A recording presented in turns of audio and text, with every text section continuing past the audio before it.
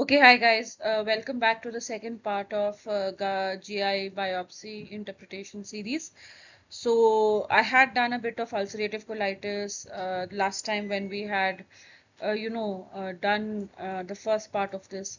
So the second part, again, it is a continuum of what I taught you in the first part, where we had discussed some general changes in IBD, in the gut biopsy, and some changes of the UC. So moving ahead. So Crohn's, I had already discussed UC. UC is a continuous involvement from the larger intestine, the lower GI, that is a rectum, etc. And it is like a backwash ilitis that is from rectum, sigmoid colon. You'll get a continuous involvement of the large intestine. But Crohn's has skip lesions, means you'll have areas of normal mucosa in between on endoscopy. Then you will see some involved areas, while you'll see erythematous complete erythema of a continuous segment of the intestine. Microscopically, UC has more of ulcerative changes, cryptitis, cryptapsis. Crohn's has something known as a microgranuloma. As you can see over here, it is in the lamina propria. Here you cannot make out, but they are cryptolytic granulomas, and they have no necrosis. And then there is transfuran inflammation. Mostly when we look at IBD, we say that there is basal plasmacytosis.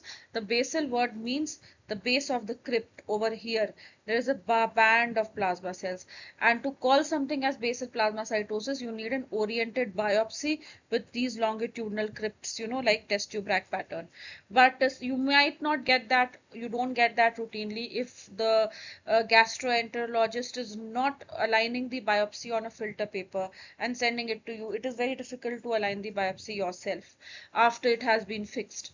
So the biggest feature that we find when we have to label something Crohn's, remember IBD is an endoscopic as well as a pathological correlation. It is not a single diagnosis, because you might get cryptitis, cryptapsis in tuberculosis or in other infections. ठीक That is why IBD is either classified or unclassifiable. The unclassifiable IBDs are the ones where you get some changes, the history and the clinical course is that of an IBD, but you are not getting definitive clinical, endoscopic, or pathological findings. That is unclassifiable, and that kind of an IBD can recur and can come on as a full-blown UC or a Crohn's as like time and months pass. However, if it is a TB, you are going to get caseating necrosis. If it is a typhoid, you'll get classical typhoid ulcers. If it is an entamoeba histolytica inflammation or a salmonella typhi infection, you'll get those findings. But then there is something known as a microscopic colitis, where you get very minimal changes, collagenous colitis, lymphocytic colitis. All these things mimic an IBD. IBD in itself, as I just said, can have a US stage where you are not able to categorically put it into CD or UC, but then again you cannot label it as an IBD just on microscopy. You have to look at endoscopic findings, correlate both these findings together, and then call it an IBD. So IBD, celiac, these are diagnoses where you have to take pathology, serology if available, like celiac has a serology, and endoscopic findings together to label it as that particular disease. Okay.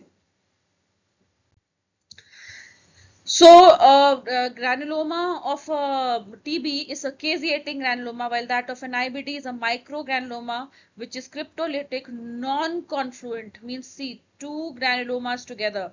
That is more of a feature of a TB.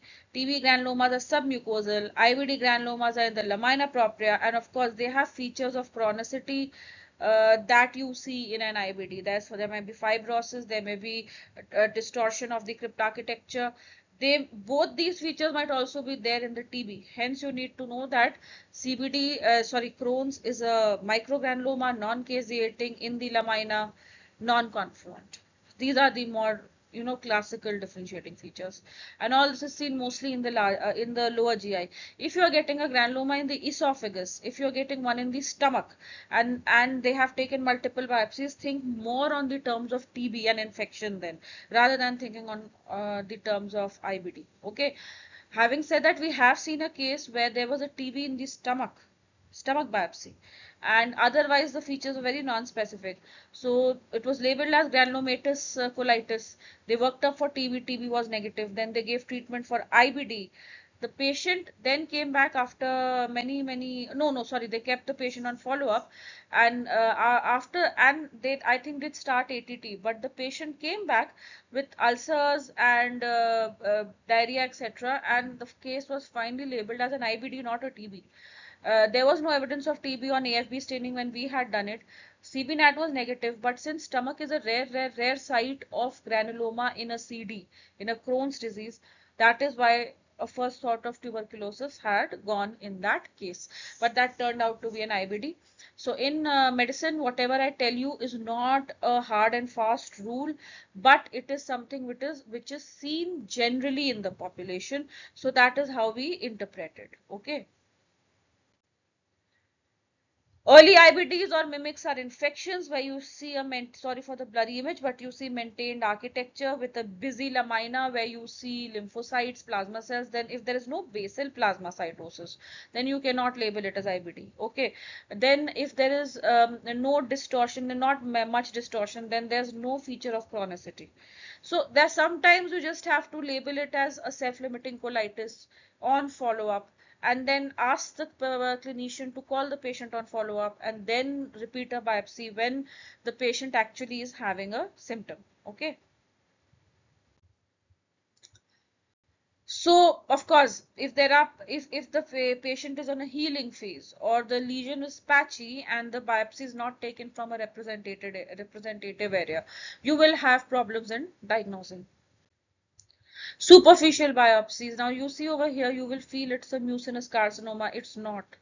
It is just the glands are broken and fragmented. They were tall mucinous glands, and the lining has sloughed off, mixed up with the mucin, giving a look of a mucinous carcinoma. It's not. It's a normal mucosa. Okay. All these are acute inflammation, too much inflammation, cryptitis. As I said, infection might also have it, so that becomes a pitfall. Drugs might show eosinophils in the lamina, so that is a very important, like GVHDs, etc. Then infections, as I said, you need to rule out. GVHD will have apoptotic bodies in them. See, IBD, rarely apoptotic bodies are seen. Then distribution of eosinophils, I'll be taking a class on that later on. Then there is a contention between the European and the American people saying that neutrophils and lamina propria means it is cryptitis or it is equivalent to activity, while some people say no, it's not necessary, that if they are neutrophils and lamina propria, that you are going to call it feature of activity. So it is on you which guideline you're following, echo or you are following someone else. So but I personally prefer the neutrophil to be in the gland rather than just in the lamina. I know a lot of people might not agree with me, or having a proper, we have, you have a proper cryptitis and a cryptapsis. I prefer calling that activity over, just finding neutrophils in the lamina propria. Again, if there's fibrosis, there's hyalinization. You can see these cells look very atypical. This is not carcinoma. There is ischemia. So there are a lot of congested blood vessels, long-standing ischemia causing edema, then fibrosis of the lamina, and this is reactive, regenerative, reactive, dying change. So you need to know all this, to make your diagnosis properly. Again, radiation changes can cause ATPR, these kind of dying glands, hyalinization, hemorrhage, bizarre cells, fibrosis. All these are pitfalls of an IBD. You might think it's an IBD. There might be stricture, there might be ulcer, but it's not. It is due to something else. So you need to be very careful when you are interpreting a biopsy with these kind of changes, and then you interpret it as a mucinous carcinoma if they are just broken mucin glands, or if you mimic, call this pleomorphic high-grade carcinoma just because there's a radiation or a regenerative gland just crushed and in your biopsy. So you need to be very careful when diagnosing a large intestinal biopsy. So this is it for IBDs. The next part, I'll again, for UC and CD, I'll be taking more some such slides on IBD to end this IBD part, and then I'll be starting with some eosinophilic gastroenteritis mimics and how to diagnose them. So thank you so much for your patient listening, and I hope this helped.